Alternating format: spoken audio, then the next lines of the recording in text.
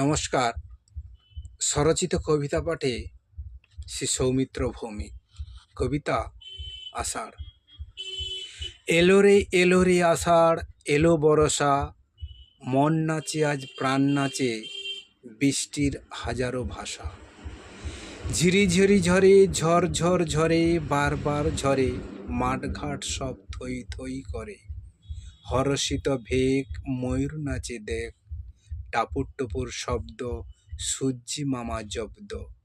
People কাজ আকাশে উড়ে, ফিঙ্গে দেখো তাকে ধরে। আকাশে মেঘ রাশি রাশি, বৃষ্টি পড়ে হাসি হাসি। চাতকের আশা পূরণ, এই হলো তপস্যা সাধন। কচি সবুজ গাছের পাতায় কাঁচের আভা তাতে জড়ায়। আকাশ বাতাস আনন্দ ধারায়, বনে বনে ফুল গন্ধ বিলায়। মৌ বনে মৌ ঝরে পড়ে, গুনগুন অলি গান ধরে।